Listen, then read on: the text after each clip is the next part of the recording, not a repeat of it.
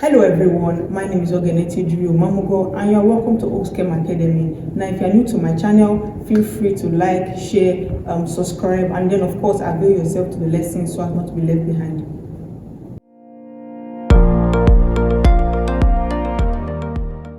Welcome back. So in today's lesson, we're going to be talking about compounds, but under compounds, we're going to be discussing chemical combinations. Now in our last class, we talked about compounds and molecules, okay, and then we defined compounds as a substance formed when two or more different types of elements chemically join together or are chemically bonded together. So under that, we're going to be discussing what chemical bonds are. Now, we are well aware that for a compound to be formed, there has to be a joining, there has to be a bonding between the elements of a compound. So that is what we're going to be discussing today. So those types of bonds are influenced by the types of elements present in the compound. That is to say, the type of bond used in a particular compound is dependent on the elements present in that compound. So today we're going to be discussing introduction to chemical combinations, bonding. We're also going to be discussing valence electrons, types of chemical combinations, and then we're going to be discussing different types we have on the board. So very quickly, what are valence electrons? Now, in our previous lesson under electronic configuration, we talked about the outermost shell, which is the last shell in your electronic configuration drawing. So a valence electron or valence electrons are those electrons that are found in the outermost shell of your atom or your orbital. Okay, so for example, so remember we said that the first shell has a maximum of 2 electrons. So let's say this has 1. Obviously, by looking at this is beryllium. Okay, beryllium has an atomic number of what? 4. So the electrons on the outermost shell is the last shell, or should I use the word circle? The last shell is the outermost shell. So the electrons on the outermost shell are referred to as valence electrons. So valence electrons are electrons found on the outermost shell of your orbital. Okay, so I hope you understand that. So that is what valence electrons are. Now, it is these valence electrons that are used in what? Chemical combinations. So without valence electrons, bonding cannot take place. Now in our previous video, I believe that was under your first 20 elements, we talked about a certain category of elements known as your noble gases. So what are your noble gases? We said that your noble gases are elements that have complete configuration, meaning that all electrons in the shell are completely filled. And we gave an example of that. We said helium is a noble gas. Helium has an atomic number of 2, and because it has an atomic number of 2, the electronic configuration is 2. Remember, the first shell can accommodate a maximum of 2. So after 2, it is filled up. So in helium, the first shell is what? Completely filled. So helium is a noble gas. Another example is neon. Neon has an atomic number of 10. So if we are to draw the configuration of neon, 1, 2, 3, 4, 5, 6, 7, 8, 9, 10. So you can see that it has a complete configuration. The shells are what? Completely filled. So elements like helium, neon, argon, etc. are known as noble gases. Why? Because they have complete configuration. That is to say that these elements do not possess valence electrons. And because they don't possess valence electrons means what is left. Okay, so because they don't possess valence electrons, they cannot take part in what? Bonding. These elements called noble gases are very stable. Okay, they are very stable. Stable means they do not react. Okay, and the reason they don't react is because they have complete configuration. So one thing you have to take note of is this: elements in the periodic table are all trying to attain stability. So your hydrogen, your lithium, your carbon, they are all trying to attain stability. Stability means unreactivity, right? So because they are all trying to be stable, they will combine, they will form bonds with other elements to attain stability. But elements in the noble gases, which is your group 8 elements, they are the noble gases.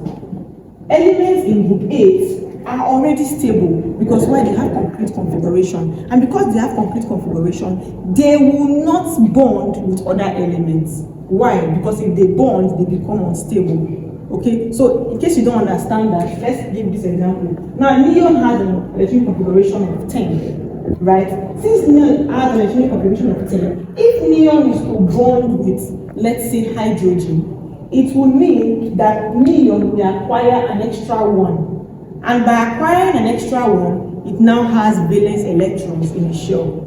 Okay, meaning that it now becomes unstable. So understand that your noble gases are stable because they have complete configuration, and because they are stable, they will not be found bonding with other elements. So I hope you understand that. So it is your valence electrons, that is electrons left on the outermost shell, that are used in chemical bonding. Okay, so very quickly, we want to talk about the types of chemical combinations that exist. That is our types of bonds. So we have here, we have electrovalent or ionic bonding. So you can either call it electrovalent or ionic. So it's important that you know those two names. Why? Some examination questions can say define electrovalent bonds, or some can say define ionic bonds. If you don't know that they mean the same thing, you'll be confused. So take note. Another name for electrovalent bonds is ionic bonding. Okay, so that's the first type of chemical bond. We also have covalent bonds. We have coordinate covalent bonds, we have metallic bonds, we have hydrogen bonds. Okay, so we also have van der Waals forces, but these are examples of chemical bonds. So we're going to be going through the types of chemical combinations that we have.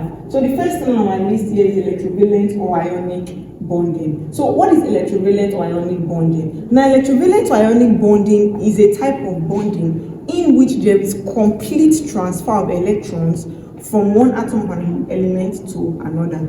So there is complete transfer of electrons from one atom of an element to the other. So I'm going to give you an example of compound that exhibits electrovalent or ionic bonding. Now take note, another name for electrovalent bonding is ionic. The reason I'm emphasizing this is because some questions can say define electrovalent bonding, some can say define ionic. If you don't know that it is the same thing, you'll be confused. So take note, another name for electrovalent bonding is ionic bonding. So an example of a compound that exhibits electrovalent or ionic bonding is sodium chloride, which is your NaCl. So sodium chloride. Okay, so sodium chloride exhibits ionic bonding. Now, sodium has an atomic number of 11 and chlorine has an atomic number of 17. So let us show electrovalent bonding here. Remember, I said electrovalent bonding is complete transfer of electrons. And what electrons? The valence electrons, the ones that are left on the outermost shell. So let's draw the configuration for sodium. Please, if you are yet to watch my video on electronic configuration, do well to check that in my channel. So sodium, first shell, remember, maximum of 2. Second shell can accommodate 8. 1, 2, 3, 4, 5, 6, 7, 8. Remember to count. So 2 plus 8 is 10, remaining 1. Okay, so remaining 1. So we're going to draw the last shell to accommodate that 1. So if we draw the last shell, we can place it here. So this is 11. So this is the electronic configuration of what? Sodium. 2, 8, 1. So let's draw for chlorine. So remember, the first shell, 2. The second shell, 8. 1, 2, 3, 4, 5, 6, 7, 8. 8 plus 2 is 10. So remaining what? 7. So meaning that the last shell, the 7 can be accommodated there. So 1, 2, 3, 4, 5, 6, 7. Now, if you look at, so meaning that the electronic configuration of chlorine is 2, 8, 7. Now, if you look at these two orbitals, right, you will see that remember, I told you that all elements are trying to be stable, and stable means that they want to have complete electronic configuration. So if you look at sodium is 281. For sodium to be complete, either 1 has to leave or 7 has to be added. Same thing with chlorine. For chlorine to have complete configuration and be stable, 1 has to be added or 7 has to leave. So the configuration is 2,8,8,8. You understand what I'm saying? So for chlorine, for both sodium and chlorine to become stable, for both sodium and chlorine to be stable, sodium, which has one electron in its outermost shell, which is one valence electron, will give that one to what? Chlorine. So if sodium gives the one to chlorine, so we'll remove this one. If sodium gives the one to chlorine, so this is the one that it gave. So I'm going to paint it black so that we know that this one came from sodium. So if sodium gives that one to chlorine, you can now see that the configuration of sodium will now become 2,8, and that of chlorine will now be what? 2,8,8. So if you look at the configuration, you will see that both of them have complete configuration. So this is how compounds are formed. So we now have NaCl. So this is a compound. So remember, electrovalent bonding is complete transfer of electrons. So sodium gave completely one of its electrons to chlorine so that it can be what? Stable. So that's how we form the compound NaCl. So this is an example of what? Electrovalent or ionic bonding. Another example is CaCl, HCl, and so on and so forth. We have a lot of examples on that. But in the comment section, do well to drop some examples of compounds that exhibit electrovalent or ionic bonding. So that is for that. So moving on, we have covalent bonding. So what are covalent bonds?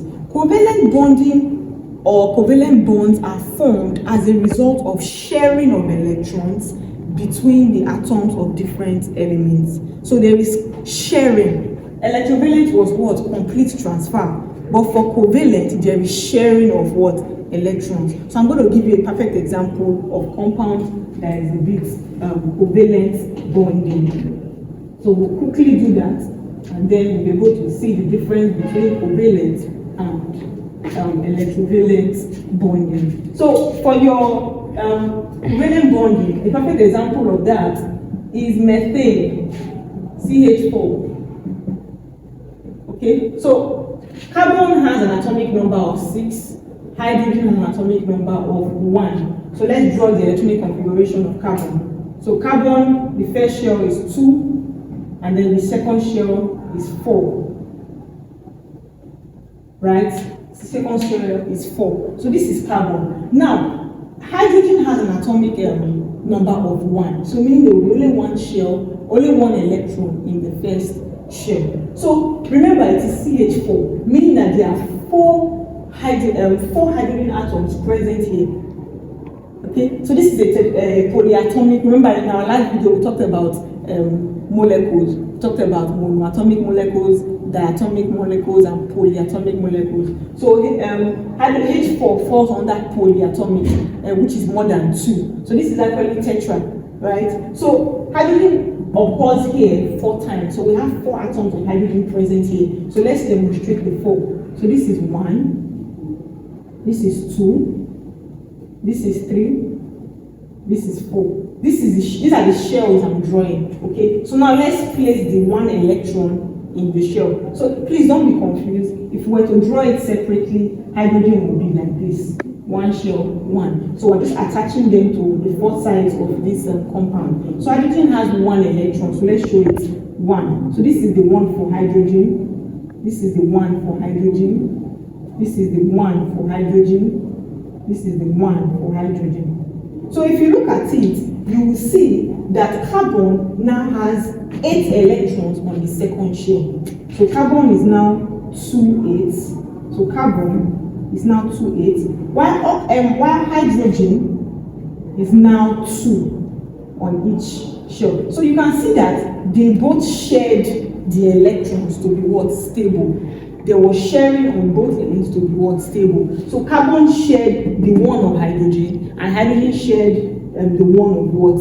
Carbon. So that is how methane is formed. So you can see that there is what? Sharing of what? Electrons, as opposed to electrovalent bonding, which was what? Complete transfer. Now another thing to take note of in electrovalent bonding, so I'm going back, is that in electrovalent bonding we have the proton donor and the proton acceptor. So in electrovalent bonding, please, I'm going back.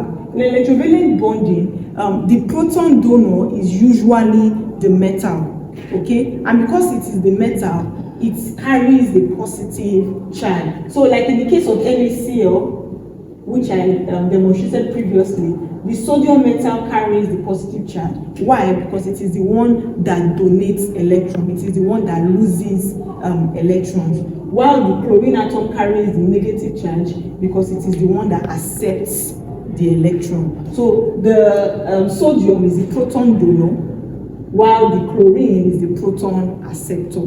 So mostly in electrovalent bonding, you will find that it is between a metal and a non-metal. So that is what exists for electrovalent bonding. But for covalent, there is sharing of electrons. So in the comment section below, give me examples of elements, of compounds rather, that you know that exhibit covalent bonding.